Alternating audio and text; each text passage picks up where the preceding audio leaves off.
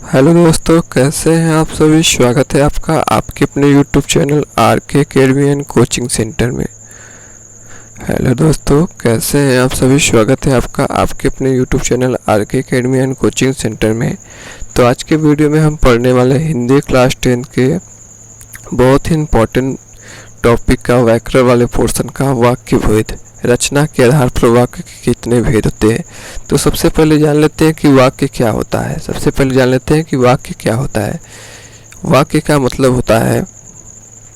तो सबसे पहले जान लेते हैं वाक्य क्या होता है। वाक्य होता है दो या दो से अधिक सार्थक शब्दों के समूह को वाक्य कहते हैं। जैसे क्या हो जाएगा, राम खाना खाता है, एक वाक्य। ठीक है, राम खाना खाता है, दो या दो से शब्दों का सार्थक समूह है। ठीक है, तो इसे हम वाक्य कहेंगे। राम खाना खाता है, इसमें देखिए ये हो जाएगा कर्ता। ठीक है, ये हो जाएगा कर्ता, ये हो जाएगा कर्म। ठीक है, ये हो जाएगा क्रिया। ये क्या हो जाएगा, क्रिया। कर्ता कर्म क्रिया। ठीक है, इस प्रकार से वाक्य पूरा होता है। अब देखते हैं वाक्य के अंग कितने हैं। ठीक है, वाक्य के अंग कितने। वाक्य दो चीज़ों से मिलकर बना होता है। सबसे पहला होता है उद्देश्य, फिर होता है विधेय। तो उद्देश्य होता है जो कार्य को करता है। ठीक है, जो वाक्य में कार्य को करता है उसे उद्देश्य कहते हैं। विधेय क्या होता है, जिसके बारे में बात की जाती है। ठीक है, ठीक है, यानी उद्देश्य जो होता है वो कार्य को करता है, और बाकी जो होता है उसे छोड़कर विधेय होता है। जैसे सीमा बीमार है, तो यहाँ पे सीमा क्या हो जाएगी, उद्देश्य हो जाएगी। ठीक है, बीमार है क्या हो जाएगा, विधेय हो जाएगा। वाक्य में कार्य कौन कर रहा है, सीमा बीमार है। सीमा पर ही पूरा सेंटेंस टिका हुआ है, तो सीमा हो जाएगी उद्देश्य, बीमार है, और जो बचेगा वो क्या हो जाएगा, विधेय। ठीक है, जो व्यक्ति मेहनत करते हैं। ठीक है, तो जो व्यक्ति क्या हो जाएगा, ठीक है, जो व्यक्ति क्या हो जाएगा, उद्देश्य हो जाएगा। मेहनत करते हैं क्या हो जाएगा, विधेय हो जाएगा। यानी जो व्यक्ति पर पूरा सेंटेंस टिका हुआ है। ठीक है, तो जब जो कार्य को करता है उसे कहते हैं उद्देश्य, और जिसके बारे में बात की जाती है। ठीक है, जैसे मेहनत करते हैं इसके बारे में बात की जा रही है। ठीक है, तो हो जाएगा विधेय, यानी उद्देश्य को छोड़कर सब विधेय हो जाएगा। ठीक है, जो तोता पिंजड़े में है, तो जो तोता क्या हो जाएगा, उद्देश्य हो जाएगा। पिंजड़े में क्या हो जाएगा, पिंजड़े में है क्या हो जाएगा, विधेय हो जाएगा। अब दोस्तों देखते हैं कि वाक्य के भेद कितने होते हैं। वाक्य के मुख्यतः 3 भेद होते हैं, सरल, संयुक्त और मिश्र। ठीक है, बहुत ही इजी वे में हम तीनों समझाएंगे। तो चलिए स्टार्ट करते हैं। सबसे पहले होता है सरल वाक्य। ठीक है, सरल वाक्य का पहले डिफिनेशन, जिस वाक्य में केवल एक ही क्रिया कार्य करे। ठीक है, देखिए क्रिया क्या होता है, जो कार्य को करे। ठीक है, क्रिया यानी काम करना। ठीक है, और एक उद्देश्य विधेय हो, और एक ही उद्देश्य भी हो, एक ही विधेय हो, यानी एक ही कार्य एक ही आदमी काम करे। ठीक है, एक उद्देश्य हो और एक ही विधेय हो और एक ही क्रिया हो, जैसे करना। ठीक है, बीमार है, ये सब क्या हो जाएगा, क्रिया है। ठीक है, उसे सरल वाक्य कहते हैं। जैसे पिताजी बाजार गए हैं, तो पिताजी क्या हो जाएगा, उद्देश्य। देखिए इनमें एक ही क्रिया है। ठीक है, गए हैं। ठीक है, जाना क्या हो जाएगा, जाना क्या है यहाँ पे, जाना क्या है यहाँ पे, क्रिया हो गया। ठीक है, जाना क्या हो गया, क्रिया हो गया। पिताजी क्या हो गए, उद्देश्य हो गए। ठीक है, पिताजी हो गए उद्देश्य। ठीक है, बाजार क्या हो गया, कर्म हो गया। ठीक है, तो इसमें एक उद्देश्य हो गया। ठीक है, एक उद्देश्य हो गया, फिर ये सब क्या हो जाएंगे, ये विधेय हो गया। ठीक है, और एक ही क्रिया है, गए हैं, एक ही क्रिया है। तो इस प्रकार से ये सरल वाक्य होता है। ठीक है, हम आगरा जाएंगे, हम क्या हो जाएगा, उद्देश्य हो जाएगा। ठीक है, और सबका हो जाएगा, विधेय हो जाएगा। ठीक है, हम क्या हो जाएगा, उद्देश्य हो जाएगा, और सब जो बचेगा वो क्या हो जाएगा, विधेय हो जाएगा। और एक ही क्रिया, यानी जाना एक ही क्रिया है। ठीक है, जाएंगे क्या है, क्रिया है, एक ही क्रिया कार्य कर रही है, तो उसे सरल वाक्य कहते हैं। ठीक है, आई होप आपको अच्छे से समझ में आया होगा। अब देखते हैं कि मिश्र वाक्य क्या होता है। तो सबसे पहले मिश्र वाक्य में इसका डिफिनीशन देखते हैं, फिर समझने का प्रयास करते हैं। जिस वाक्य में दो उपवाक्य होते हैं, ठीक है, उपवाक्य क्या होता है, जैसे दो सेंटेंस आ जाएंगे, दो वाक्य आ जाएंगे, ठीक है, छोटे छोटे, उन्हें मिश्र वाक्य कहते हैं। उन्हें क्या कहेंगे, मिश्र वाक्य कहते हैं। एक प्रधान उपवाक्य होता है और एक आश्रित उपवाक्य होता है, ठीक है, और आश्रित उपवाक्य प्रधान उपवाक्य पर निर्भर होता है, ठीक है। जो आश्रित उपवाक्य होता है वो प्रधान उपवाक्य पर निर्भर होती है। जैसे तुम महान हो क्योंकि सच बोलते हो। अब देखिए इसमें दो वाक्य है, एक वाक्य ये है, एक वाक्य ये है, ठीक है, दो वाक्य इसमें है, ठीक है। तो इसमें एक क्या है, एक आश्रित उपवाक्य है, एक प्रधान उपवाक्य है, ठीक है, दो उपवाक्य है।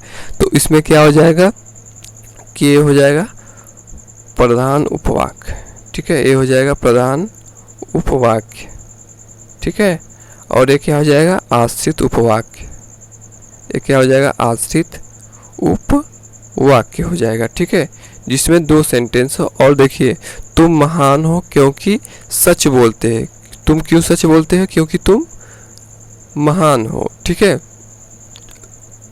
या तो तुम महान किस लिए हो, क्योंकि तुम सच बोलते हो। तो प्रधान जो आश्रित उपवाक्य इस पे डिपेंड है, इस पे निर्भर है, तो क्या हो जाएगा मिश्र वाक्य हो जाएगा, यानी एक दूसरे पर आश्रित होते हैं, ठीक है, उसे कहते हैं मिश्र वाक्य, ठीक।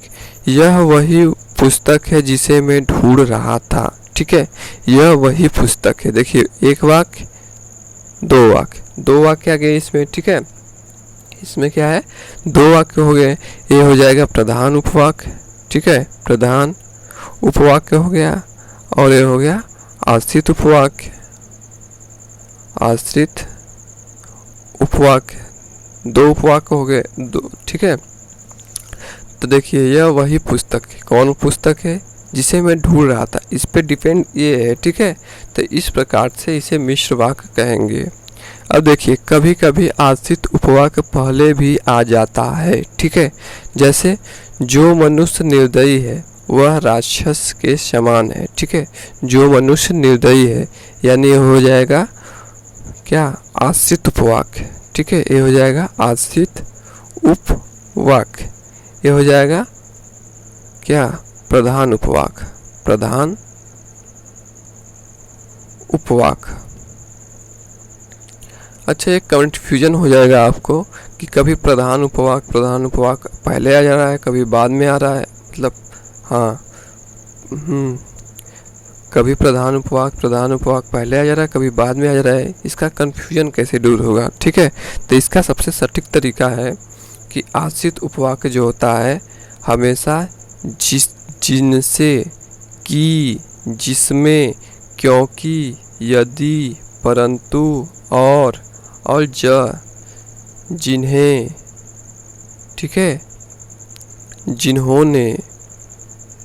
जिन्होंने और इस प्रकार से कुछ शब्द जैसे ज से शुरू होते हैं, ठीक है, ज से शुरू होने वाले शब्दों को क्या कहेंगे मिश्र आश्रित उपवाक्य कहेंगे। इसका स्टार्टिंग इनसे हो, जिन शब्दों के पहले ये शब्द आ जाएंगे उन्हें क्या कहेंगे मिश्र वाक्य। जैसे जो शब्द पहले आ गया है तो क्या हो जाएगा आश्रित उपवाक्य हो जाएगा, ठीक है। यहाँ पे है जिसे मैं ढूंढ रहा था, आश्रित उपवाक्य है, तो जिसे ज से शुरू होने वाले शब्द आ गए, ठीक है। तुम महान हो, ठीक है, यहाँ पे तुम महान हो, और यहाँ क्या है क्योंकि, ठीक है, यहाँ पे क्या है क्योंकि, यानी आश्रित उपवाक्य है, ठीक है। आई होप आपको समझ में आया होगा। अब देखते हैं कि संयुक्त वाक्य क्या होता है। जिन शब्दों में दो या दो से अधिक सरल वाक्य प्रयुक्त हो उन्हें संयुक्त वाक्य कहते हैं। देखिए सरल वाक्य एकदम आसान है कि जिसमें एक उद्देश्य, एक विधेय, एक क्रिया होती है, ठीक है। मिश्र वाक्य में क्या था कि जो भी सेंटेंस है उसमें दो उपवाक्य हो जाएंगे, एक आश्रित और एक मुख्य उपवाक्य, ठीक है, या प्रमुख उपवाक्य, ठीक है, और वो दोनों एक दूसरे पर डिपेंड हो जाएंगे। परंतु अब संयुक्त वाक्य में क्या हो जाएगा दो या दो से अधिक सरल वाक्य हो जाएंगे, ठीक है, बस दो या दो से अधिक सरल वाक्य हो जाएंगे। और इसमें क्या हो जाएगा, और हम इसमें बीच में क्या लगा देंगे, योजक चिन्ह का प्रयोग कर देंगे। योजक चिन्ह, योजक चिन्ह क्या होते हैं, जैसे और, किंतु, परंतु, ठीक है, ये सब शब्द आए और सेंटेंस अलग अलग होगा। ठीक है, जो उपवाक्य होगा, सरल वाक्य होगा, वो अलग अलग होगा। जैसे मिश्र वाक्य में हम लोग देखते थे एक दूसरे पे डिपेंड होता था, लेकिन उनका डिपेंडेंट नहीं होगा। जैसे चौराहा आया, अलग सा सेंटेंस, ठीक है, आंखें मूर्ति की ओर देखने लगी। ठीक है, चौराहा आया और आंखें मूर्ति की ओर देखने लगी, इसमें योजक चिन्ह लग गया है और का। ठीक है, किसका लग गया है, और का। देखिए चौराहा आया, चौराहा आने के बाद क्या है, आंखें मूर्ति की ओर देखने लगी, यानी अलग सेंटेंस। ठीक है, इससे कभी रिलेट नहीं कर पा रहा। देखा, चौराहा आया, ठीक है, और आंखें मूर्ति की, इसे रिलेट नहीं कर पा रहा है। उसने मेहनत की, ठीक है, उसने मेहनत की और आ गया। ठीक है, और सफल हुआ। ठीक है, और सफल हुआ, इससे ये रिलेट नहीं कर पा रहा है। ठीक है, इससे ये रिलेट नहीं कर पा रहा है। ठीक है, इसलिए ये क्या हो जाएगा, संयुक्त वाक्य। लेकिन मिश्र वाक्य में क्या होता है कि उससे वो रिलेट करता है। ठीक है, उस पर आश्रित हो जाता है, निर्भर होता है। ठीक है, उससे मिल लेना परंतु प्रतीक्षा करनी पड़ेगी। देखिए, उससे मिल लेना, ये अलग सेंटेंस। ठीक है, परंतु प्रतीक्षा करेगी, ये हो जाएगा योजक चिन्ह। ठीक है, ये अलग सेंटेंस, दो सेंटेंस हो गया। ठीक है, दो वाक्य हो गया। ठीक है, और दोनों अलग अलग है। ठीक है, इस प्रकार से ये कहा जाएगा संयुक्त वाक्य हो जाएगा। अब दोस्तों हम लोग देखते हैं कि साधारण वाक्य से संयुक्त वाक्य में कैसे रूपांतरण किया जाए, यानी इसे कैसे बदला जाए। ठीक है, तो जो साधारण वाक्य है, साधारण वाक्य में केवल एक उद्देश्य, एक विधेय, एक क्रिया होती थी। ठीक है, एक उद्देश्य, एक विधेय, एक क्रिया होती थी। पर संयुक्त वाक्य में क्या हो जाएंगी, दो वाक्य हो जाएंगे। ठीक है, दो वाक्य हो जाएंगे। ठीक है, और उसमें योजक चिन्ह का प्रयोग कर देंगे। तो चलिए देखते हैं, बालक रोते रोते चुप हो गया। ठीक है, एक सेंटेंस है, साधारण वाक्य है, तो इसका संयुक्त वाक्य में क्या हो जाएगा, दो वाक्य बदलना रहेगा। ठीक है, तो बालक रोया, फिर हमने योजक चिन्ह लगा दिया, फिर हमने क्या किया, योजक चिन्ह लगा दिया और, ठीक है, फिर चुप हो गया। देखिए एक सेंटेंस से ये वाक्य, ये दूसरा वाक्य, ये इस प्रकार से हम इसको बदलेंगे। साधारण वाक्य से संयुक्त वाक्य में रूपांतर यानी बदलना। कठोर बनकर भी सहृदय बनो। ठीक है, देखिए एक ही सेंटेंस में पूरा लिखा गया है। ठीक है, कठोर बनकर भी सहृदय रहो, परंतु अब इसे संयुक्त वाक्य में हम बदलेंगे तो क्या हो जाएगा, कठोर बनो। ठीक है, कठोर बनो अलग सेंटेंस, परंतु इसमें योजक चिन्ह लगा के सहृदय रहो यानी सेकेंड सेंटेंस। तो एक सेंटेंस से एक सेंटेंस से यानी दो सेंटेंस मिलकर, ठीक है, अलग अलग सेंटेंस मिलकर क्या बना देते हैं, संयुक्त वाक्य। ठीक है, अब देखिए आलसी होने के कारण वह विफल हुआ। ठीक है, अब देखिए आलसी होने के कारण वह विफल हुआ, एक ही सेंटेंस में सब लिखा गया है। ठीक है, आलसी होने के कारण वह विफल हुआ। अब इसमें दो सेंटेंस हो जाएगा, क्या हो जाएगा, वह आलसी था। ठीक है, एक सेंटेंस, इसलिए बीच में योजक चिन्ह लगाए, फिर क्या हो जाएगा, विफल हुआ, इसलिए विफल हुआ। ठीक है, इसमें योजक चिन्ह लगा के इसलिए विफल हुआ। अब आगे देखते हैं। अब दोस्तों देखते हैं कि साधारण वाक्य से मिश्र वाक्य में रूपांतर कैसे किया जाए। ठीक है, अब मिश्र वाक्य में क्या होता है, एक मतलब दो वाक्य होते हैं, एक वाक्य होता है, मतलब दो उपवाक्य, ओके सॉरी, दो उपवाक्य होते हैं। एक उपवाक्य होता है सही, मतलब कि प्रधान उपवाक्य, एक उपवाक्य होता है आश्रित उपवाक्य। जो आश्रित उपवाक्य होता है उसमें मतलब कि जो, जिन्होंने, क्योंकि, की, इसलिए, ये सब शब्द आते हैं। ठीक है, तो और ये एक दूसरे पर डिपेंडेंट होते हैं। ठीक है, एक दूसरे पे क्या होते हैं, डिपेंडेंट होते हैं। संयुक्त वाक्य में अलग अलग शब्द होते हैं। ठीक है, अलग अलग चीज़ें होती है। जैसे साधारण वाक्य दिया गया है, स्वावलंबी व्यक्ति सदा सुखी रहते हैं। ठीक है, अब देखिए यहाँ पे इसका मिश्र वाक्य में रूपांतरण करेंगे। ठीक है, तो क्या हो जाएगा, जो व्यक्ति स्वावलंबी होते हैं, मतलब पहले आ गया जो, ठीक है, क्या आ गया, जो आ गया, तो क्या जो क्या हो जाएगा, जो से शुरू हो रहा था क्या हो जाएगा, आश्रित उपवाक्य हो जाएंगे। तो जो व्यक्ति स्वावलंबी होते हैं, ठीक है, वे सदा सुखी रहते हैं। वे सदा सुखी रहते हैं मतलब अलग सेंटेंस। देखिए जो व्यक्ति स्वावलंबी होते हैं, पहला सेंटेंस, वे सदा सुखी रहते हैं, दूसरा सेंटेंस, ठीक है। तो इसमें दो सेंटेंस हो जा रहे हैं, लेकिन एक इसमें से आश्रित उपवाक्य यानी जो व्यक्ति स्वावलंबी होते हैं, ये क्या है, आश्रित उपवाक्य, क्योंकि जो से इसकी स्टार्टिंग हो रही है। वे सदा सुखी रहते हैं, ये क्या हो जाएगा, सुखी रहते हैं, ये प्रमुख उपवाक्य हो जाएंगे।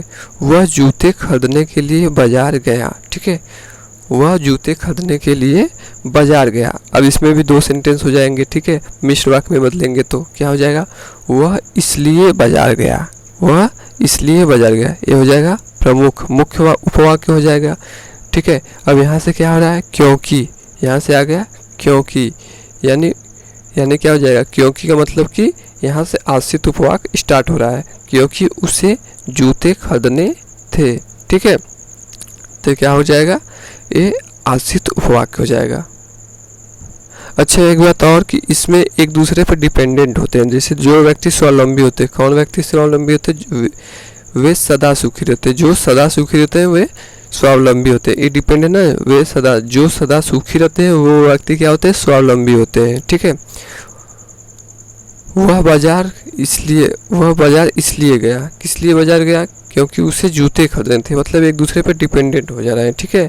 पर इसमें क्या होता है, संयुक्त वाक्य में सेंटेंस क्या होते हैं, अलग अलग होते हैं। जैसे बालक रोया, बालक रोने से मतलब है फिर यहाँ चुप हो गया, ठीक है, अलग अलग सेंटेंस में विभाजित हो जाए, यानी इस पर डिपेंडेंट नहीं होते। कठोर बनो परंतु, कठोर बनो का मतलब कि अलग सेंटेंस, सहृदय बनो का अलग सेंटेंस आ रहा है, ठीक है। और इसमें क्या हो रहा है कि मतलब एक ही चीज़ में हो जा रहा है, ठीक है, मतलब एक ही वाक्य में दोनों हो जा रहे हैं। जैसे तुम उनसे मिलने वहाँ जाओ, ठीक है, तुम उससे मिलने वहाँ जाओ, तो इसका मिश्र वाक्य क्या हो जाएगा, तुम वहाँ चले जाओ, ठीक है, तुम वहाँ चले जाओ, एक सेंटेंस। फिर जहाँ से क्या शुरू हो रहा है तो ये क्या हो जाएगा, आश्रित उपवाक्य, उससे जहाँ उनसे मिलना है, दो सेंटेंस आ जा रहा है, ठीक है, दो सेंटेंस आ जा रहा है। तो इस प्रकार से मतलब इस पर डिपेंडेंट है, अगर तुमको वहाँ मिलना है तो उससे तुम वहाँ चले जाओ, ठीक है, कहाँ चले जाओ, जहाँ उनसे मिलना है, दो सेंटेंस एक दूसरे पर डिपेंडेंट हो जाते हैं, क्या हो जाएगा, मिश्र वाक्य हो जाएगा। अब देखते हैं संयुक्त वाक्य से सरल वाक्य में बदलना। अब आपको बड़ा सेंटेंस दिया रहेगा, ठीक है, दो वाक्य वाला सेंटेंस दिया रहेगा और उसे आपको सरल वाक्य यानी एक ही में मतलब बदलना रहेगा, एक ही सेंटेंस में सब लिखना रहेगा, ठीक है। दो वाक्य दिया रहेगा तो उसमें आपको एक ही में सब बदलना रहेगा, क्योंकि संयुक्त में दो या दो से अधिक संयुक्त वाक्य को मतलब दो या दो से अधिक साधारण वाक्यों से मिलकर संयुक्त वाक्य बनता है, ठीक है। और साधारण वाक्य में आपको बदलना रहेगा तो एक ही में पूरा काम करेंगे। जैसे अध्यापक बाहर गए, एक सेंटेंस, और बच्चे शोर मचाने लगे, दो सेंटेंस। अब आपको साधारण वाक्य यानी एक ही में बदलना है, ठीक है। तो अध्यापक के बाहर जाते ही बच्चे शोर मचाने लगे, एक ही में सब आ गया, तो हो जाएगा साधारण वाक्य हो जाएगा। वर्षा होने लगी, ठीक है, वर्षा होने लगी वन वाक्य, इसलिए योजक चिन्ह है, वह देर से घर पहुंचा, ठीक है। अब ये हो जाएगा। अब इसको देखिए, दो वाक्य, इसको एक ही वाक्य में कैसे बदलेंगे, वर्षा होने के कारण वह देर से घर पहुंचा, ठीक है, इस प्रकार से हम इसे बदल देंगे। अब देखते हैं दोस्तों संयुक्त वाक्य से मिश्र वाक्य में रूपांतरण कैसे करेंगे। जैसे संयुक्त वाक्य है, हाँ देखिए ये भी अलग, मतलब इसमें दो शब्द रहेंगे, मतलब दो सेंटेंस रहेंगे, ठीक है, और इसमें भी दो सेंटेंस रहेंगे, लेकिन ये एक दूसरे पर डिपेंड रहेगा। संयुक्त वाक्य में एक दूसरे पर डिपेंड नहीं रहेगा, अलग अलग चीज़ें होंगी, ठीक है। जैसे तुम सच बोलते हो इसलिए महान हो, ठीक है, अलग सेंटेंस देखिए, तुम सच बोलते हो, ठीक है, एक सेंटेंस यहाँ से हो गया, ठीक है, इसलिए योजक चिन्ह लगा के इसलिए महान हो, ठीक है।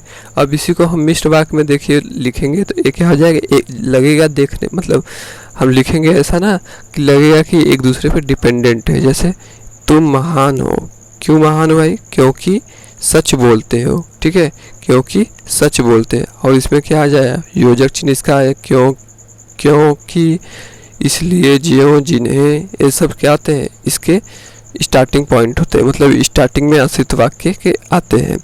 आपने कठिन परिश्रम किया और सफलता प्राप्त की। देखिए यहाँ और आ गया, ठीक है, संयुक्त वाक्य में।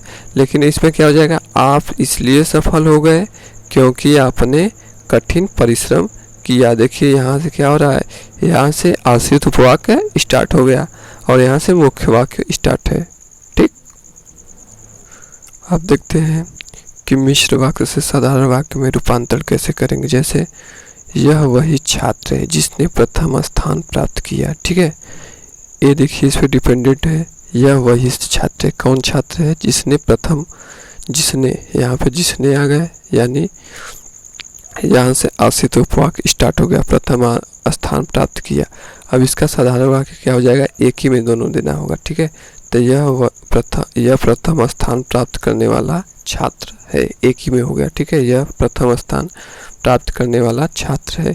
ये देखिए इस पे डिपेंडेंट रहता है। ठीक है, उसने कहा कि, किया गया, उसने कहा अलग, किया गया। ठीक है, यहाँ से आश्रित उपवाक्य स्टार्ट हो रहा है, वह बहुत बुद्धिमान है। ठीक है, वह बहुत बुद्धिमान है। अब इसको साधारण वाक्य में बदलेंगे तो एक ही में आ जाएगा, वह स्वयं को बुद्धिमान कहा।